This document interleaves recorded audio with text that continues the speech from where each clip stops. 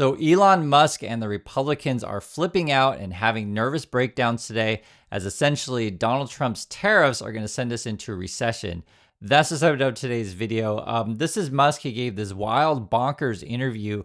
We have to watch it together and you'll see what I'm saying. Well, I think starting a company, building a company is like eating glass and staring into the abyss.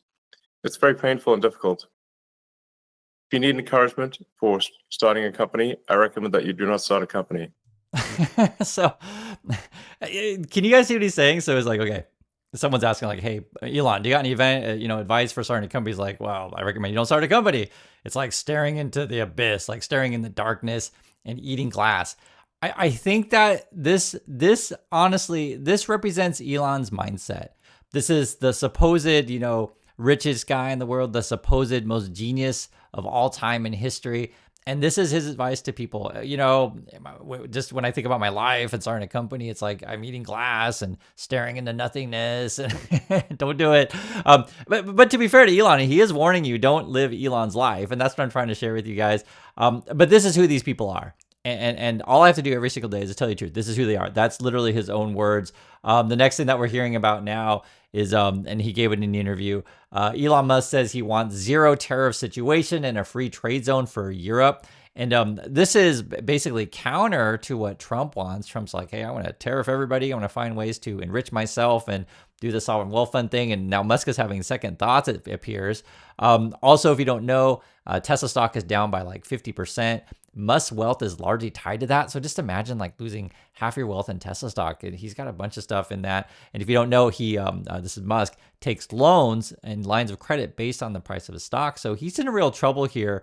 This is sort of why you see him flipping out. Let's watch a little bit more of this interview. You guys will see what I'm saying. That said, the regulations in Europe is overregulated. There are too many rules and regulations that make it very difficult to create a company.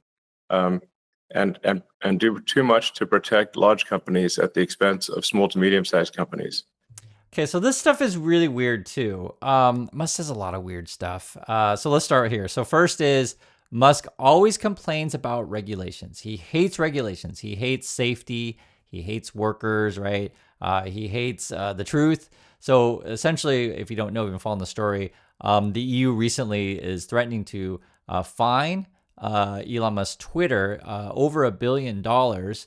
They may theoretically ban Twitter. I think that is certainly a possibility. And he's feeling the heat. I mean, you can the guy's face, like, and it's the most scary, entertaining, crazy drama that I've ever seen in my lifetime. This whole Musk situation. But I just want you to see what he's talking about. He also mentioned something about where like EU is protecting big companies. That's a bit of a strange thing to say as well, because he's kind of saying two things. Like, okay, so you have over regulations that he's complaining about fines, etc. But you have to remember a lot of these fines and things like the European Union is way more strict on tech companies like Google, Apple, etc. They're way more strict on monopoly laws. So this idea that they're protecting the big companies, I'm not sure what he's getting at, because it's weird. He's saying two things at once. I don't know, but that's Elon. I mean, I don't spend too much time trying to worry about like what's going on in his head, other than I guess again he's eating glass and staring into the abyss. Let's watch more of what Elon has to say here. Again, he's flipping out. So the net result is you have a bunch of very small companies in Europe, and then a small number of very large companies, but then not much in the middle. So there needs to be a way to go from being a small company, if you're making great products and services, to be able to scale to ultimately become a big company.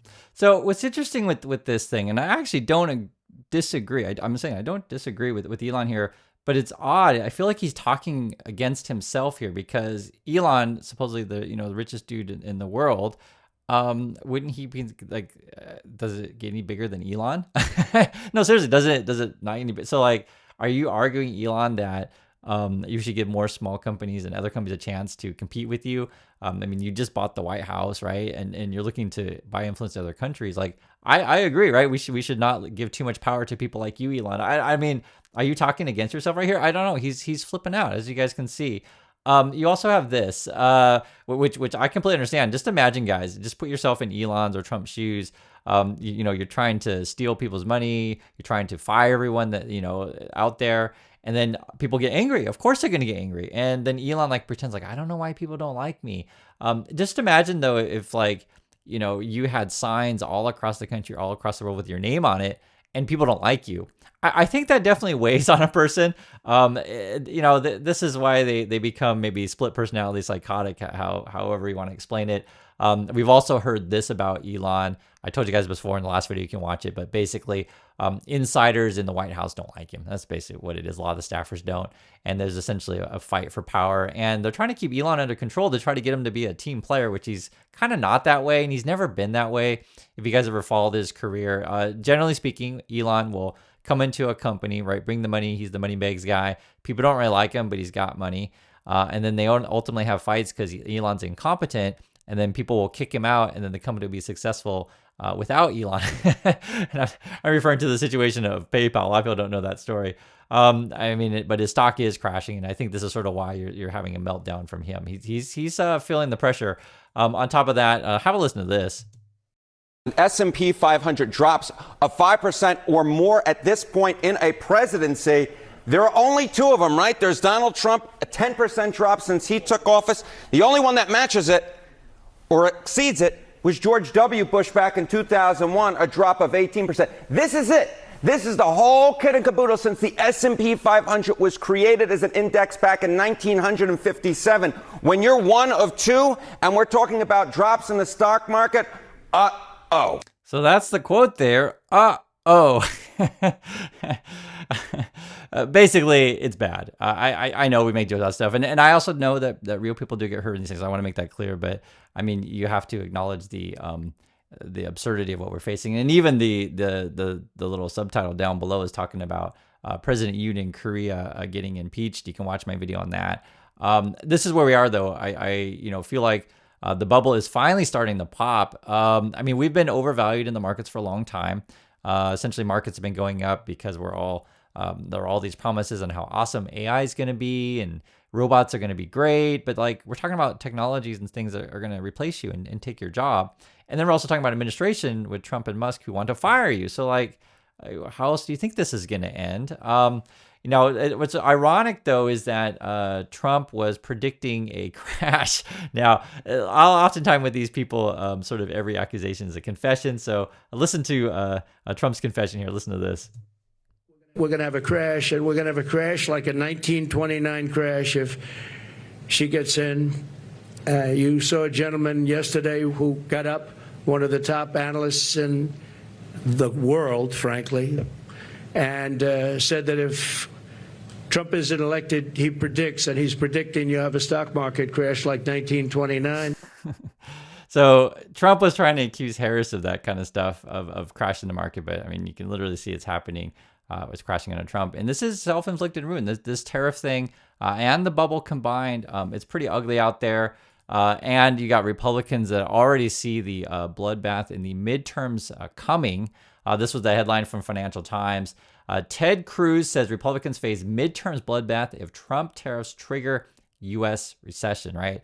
They can all see it, right? Like we can all see it. They hear it from their constituents, right?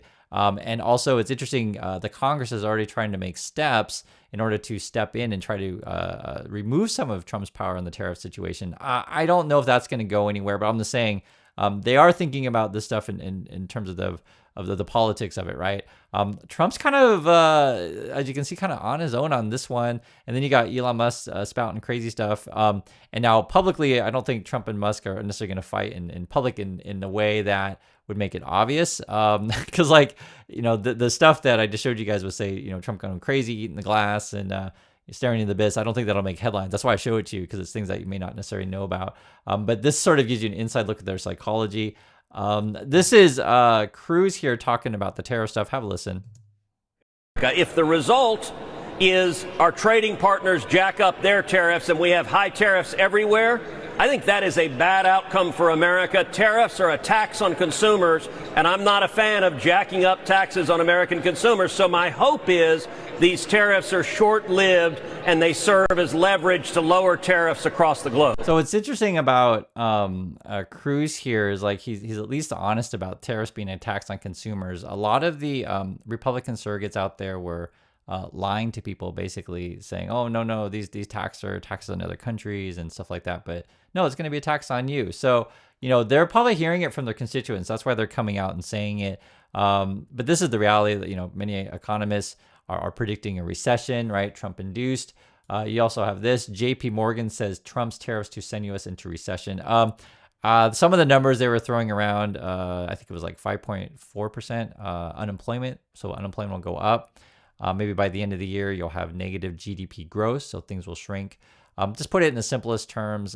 If the economy slows, there's not going to be so much hiring. In fact, it'll be opposite. It'll be layoffs.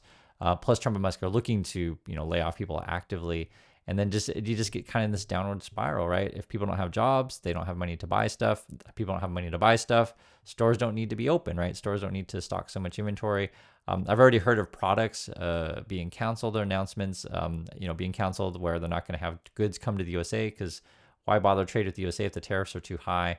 And then you have this like weird gaslighting on Fox News, which I'll show you from time to time because it's so absurd. It's like, are these people for real? Are you purposely trying to be like ridiculous? Is it a comedy? Like here's an example. This is over on Fox News, and they were talking about the Trump gold card. Let's listen together. You'll see. The gold card. The Trump card, gold card. Who's the first buyer? Me. I don't know, but I'm the first buyer. It'll be out in about less than 2 weeks, probably.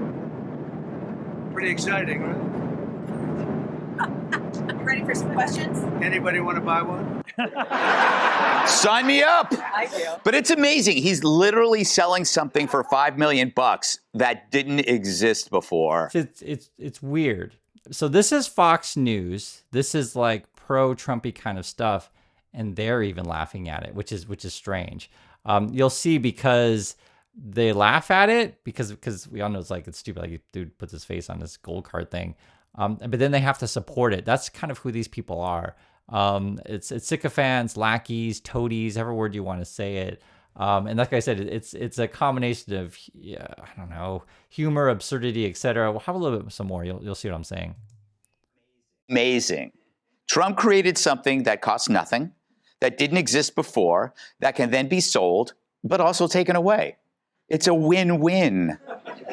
Like when my racehorse wins and then I eat it. So, okay, is that what we're talking about? We're talking about my racehorse wins and then I eat it. Is that a good thing? Like what? This is Fox News. Like they're flipping out over there, losing it.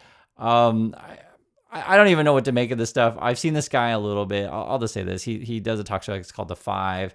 He does his own thing. It's called Gut Filled. But basically, if you have any talent as a writer, if you have any talent in comedy, you're not going to go work for these people. And that's why their jokes are always kind of really strange. And I get it. He's kind of trying to make joke here. But and I wonder, like, the laughing, if that's just a laugh track, like if he's talking to an empty audience, because who's watching this crap? Who knows?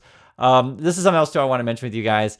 Trump's going to be touting that they have a $5 trillion investment coming in, and we're going to have all this money. You're all going to be rich with the tariffs, etc.